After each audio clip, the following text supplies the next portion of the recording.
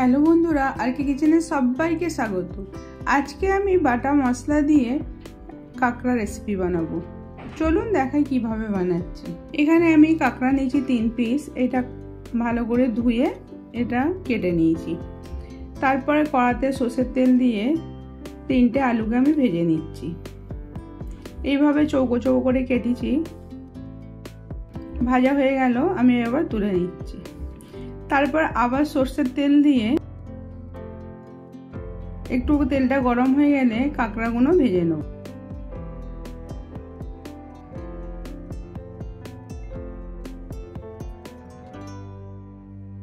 একটু নুন হলুদ মাখিয়ে রেখে দিয়েছিলাম কাঁকড়াটা।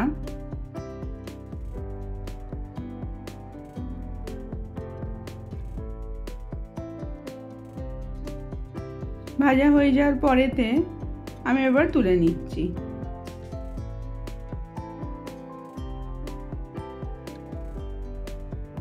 তারপর কড়াতে আবার সরষের তেল দিলাম।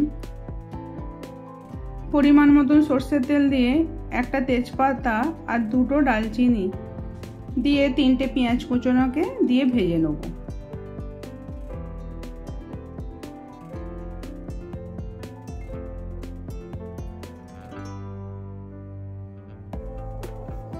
একটু লাল করে ভেজে নিতে হবে পেঁয়াজটাকে।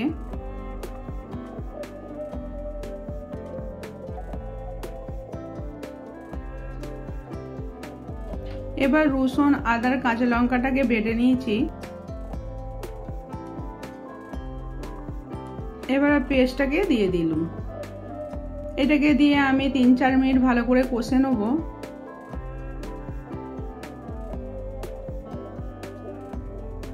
আধা চামচ হলুদ গুঁড়ো, 1 চামচ লঙ্কা গুঁড়ো দিয়ে ভালো করে এটাকে কষে নিতে হবে আরো 2-3 মিনিট। তারপর ধনে আর জিরেকে পেস্ট করে 1 চামচ দিয়ে দিল।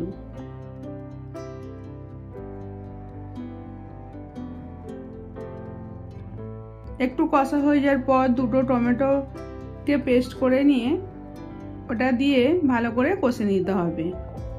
টমেটোর গন্ধটা যেন চলে যায় ওই হিসাবে কষতে হবে। স্বাদ মতো নুন,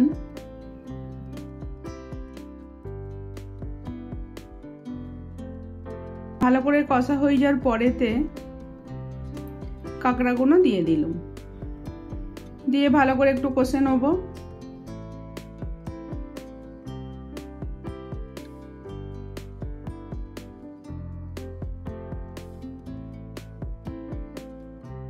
তারপর ভাজা আলুগুলো দিয়ে দিলাম, দিয়ে ভালো করে মিক্স করে নিচ্ছি।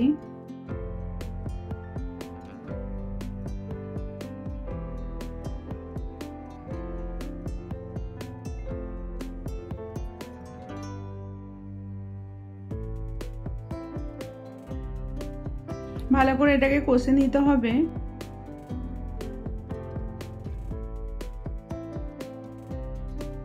সামান্য একটু জল দিয়ে ভালো করে মিক্স করে নেব।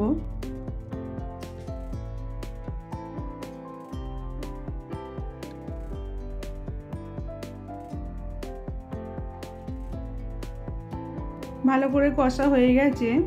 এবার আমি আরো আধা কাপ জল দিয়ে দিলাম। এটা একটু কষা কষা বানাবো, এই জন্য বেশি জল দিচ্ছি না, যাতে আলুটা একটু সেদ্ধ হয়ে যায় ওই হিসাবে জলটা দিয়েছি। এবার চাপা দিয়ে আমি আরো 7-8 মিনিট এটাকে সেদ্ধ হতে দিয়েছিল। ঢাকনাটা খোলার পর ভালো করে মিক্স করে নিতে হবে। এবার ধনেপাতা কুচো দিয়ে দিলাম। এবার 4টে এলাচ আর একটু ডালচিনিকে এরকম করে কুটে লাস্টে এটা দিয়ে দিতে হবে। দিয়ে এটাকে ভালো করে নেড়ে নামিয়ে নেব। এবার একটা আমি বলে ঢেলে নিলাম। এইভাবে বানিয়ে দেখবেন। ভালো লাগলে লাইক, কমেন্ট, শেয়ার করবেন। আবার অন্য কোনো রেসিপি নিয়ে আসবো।